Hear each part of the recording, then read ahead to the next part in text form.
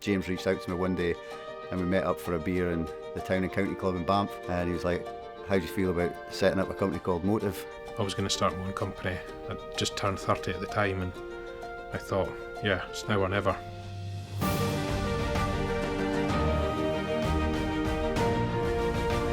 The idea was that I needed something to do which wasn't what I currently was doing.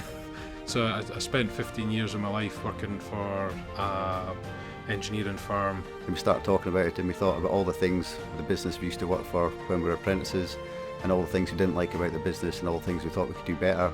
And we thought, you know what, there's an opportunity for us to go and do it together. Bearing in mind that I'd never run a business before and didn't really understand the complexities and the difficulties that would unfold growing the business.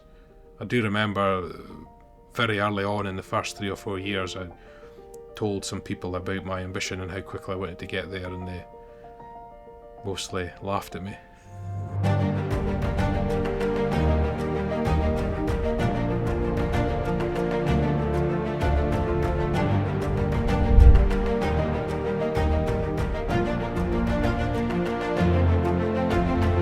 Probably the only thing that I really knew what to do at that time was manufacturing and rental of deck equipment.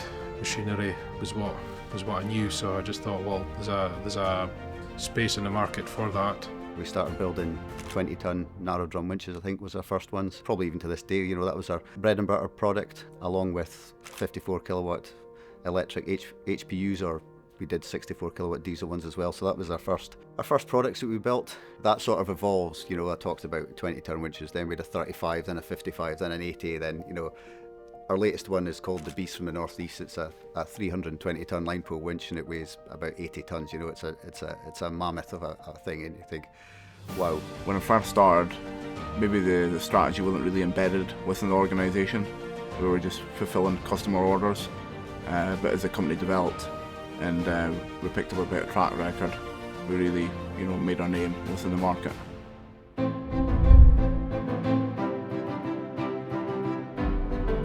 A lot of the people that we'd employed at the time were friends, families, neighbours, friends of friends. You know, it really, we'd sort of built the business on the culture of it's a family business. It didn't matter so much what your background was. It was just if you were a hard worker, you would fit in with the business, and that's very much how we built up that original sort of family culture.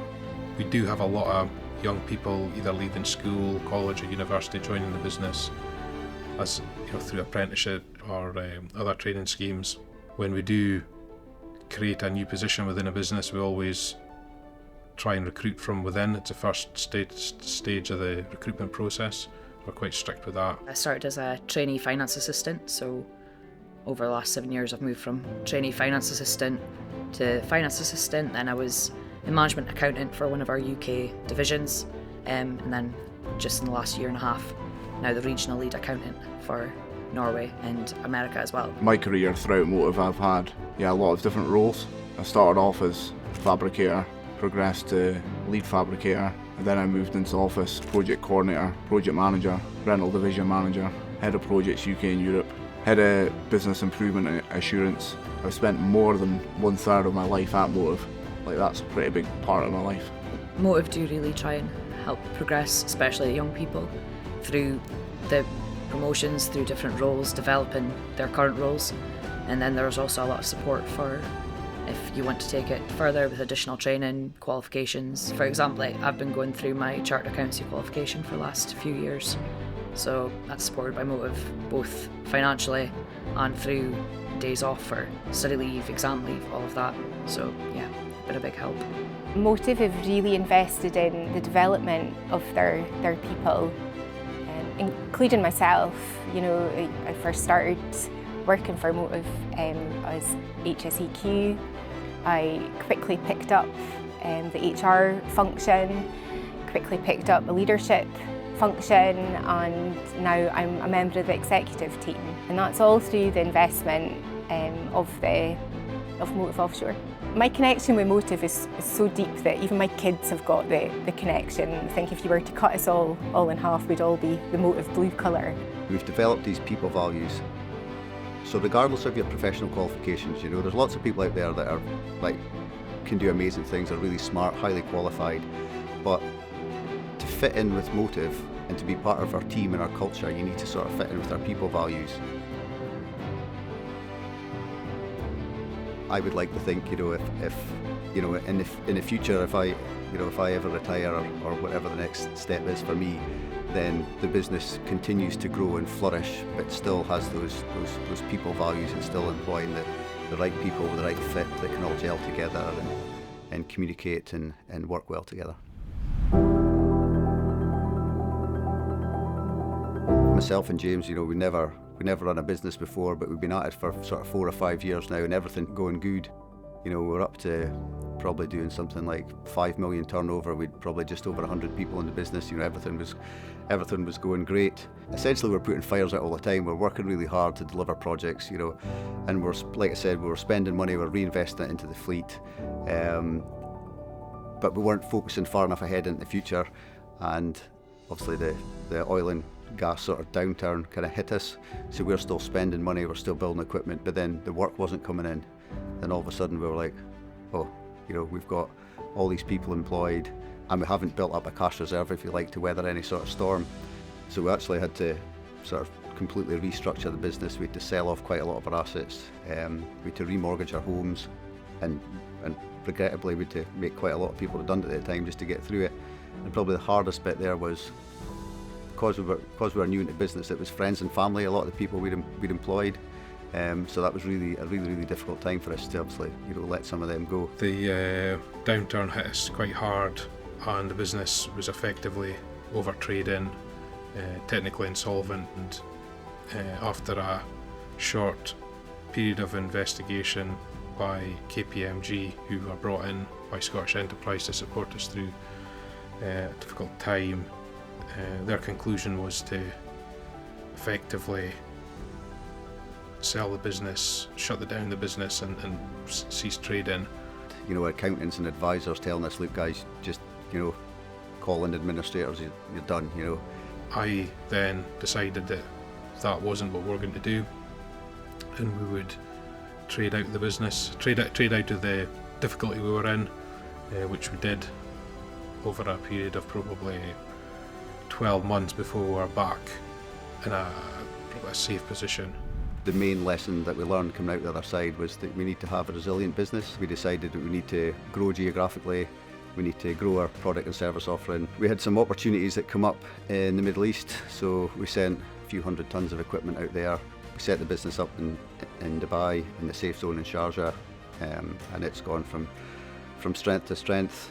And then, as we've continued along that vein, we've expanded globally. So now, we really are, and I'm very proud of this, a global business. We've got operations in North and South America, 3 locations here in the UK, we've got Norway, Dubai and Sharjah in the Middle East, and we've got Taiwan, Singapore and Australia now as well. So pretty much service the globe from what we've got now.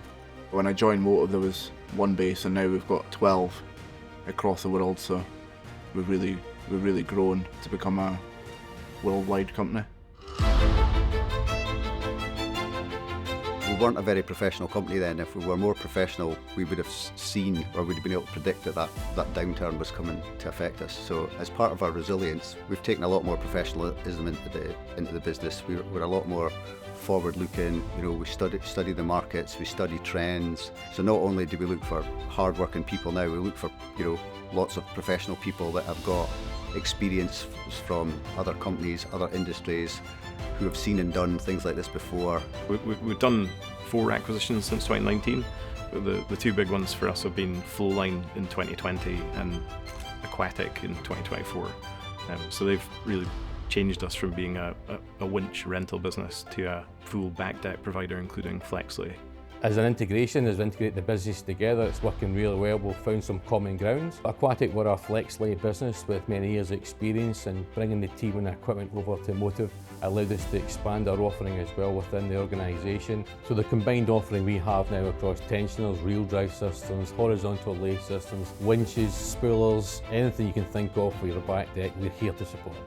The strategy with our previous private equity investor, EV, was to get from 3 million EBITDA up to 5 million EBITDA and closer to 40% renewables as a total of revenue. That was a 5-year plan, and we did it in 2 years. From there, we took on new private equity investment with H2 in 2022. And the strategy from there has been more acquisition-led growth and international expansion. And with that, to try and get the renewables content up to 75%.